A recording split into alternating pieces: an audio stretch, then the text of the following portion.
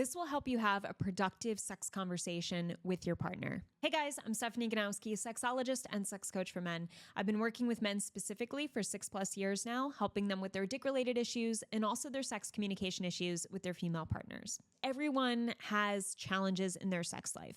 Every couple is dealing with something at some point. The couples who move forward with their sex life, it's because they talked about it. They met in the middle somewhere. They understood each other. They didn't blame, they didn't criticize, and they most importantly talked. They didn't ignore the elephant in the room. So the quick tip I want to give you today when it comes to having a productive conversation about sex with your partner is to take notes before you talk. Take notes on the intention of the conversation, any questions you want to ask, and anything you have to get off your chest to your partner. Number one, the intention is what would make this conversation for you feel successful. If you have an intention for a conversation, you will stay focused and therefore you will get the answer to whatever the intention is and you will walk away feeling productive and for it to actually be productive. There's too many people who go into a conversation being like, we need to talk about our sex life.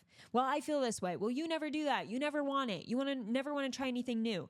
And you're blaming, you're criticizing, you're just spitballing, like throwing spaghetti at the wall, like everything's messy and there's no intention. And then you walk away and you're like, I'm just pissed. Like nothing happened. Like we didn't make any progress. And it's because you didn't set any intention for the conversation. Second part, like I said, is asking any questions that you feel the need to know.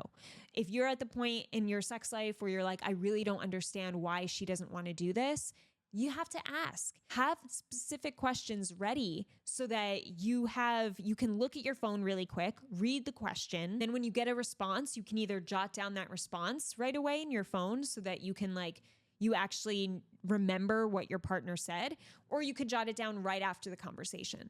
I recommend jotting it down during and just letting your partner know, hey, I'm just writing this down so that I make sure I'm listening to what you're saying and that I remember what you're saying.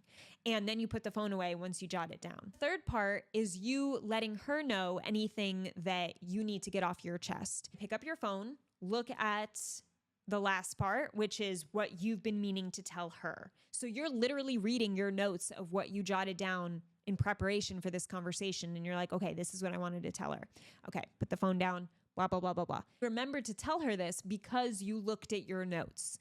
All right. So it's not a bad thing to bring your phone into a conversation if it helps you remember what you want to talk about. Guys, especially when it comes to sex, because it's still such a taboo topic, we often forget how to word things the way we want to word them. We forget our intention. We forget the questions we want to ask. So it's okay to have a guide. It's okay to have your phone with the notes right there and your partner clearly sees that you're taking notes or you're using notes to help the conversation be productive. It's a lot better to have your phone or have a piece of paper with notes that are guiding you than you just asking random things or forgetting what you wanted to say or ask because you got too nervous. Using notes, whether it's on your phone, whether it's on a piece of paper, and structuring them with intention, questions you want to ask her, things you want to tell her, is a really good way to keep a conversation productive, organized, to the point, and also you will feel a lot better walking away from the conversation because you'll feel like you actually made progress. See you in the next video.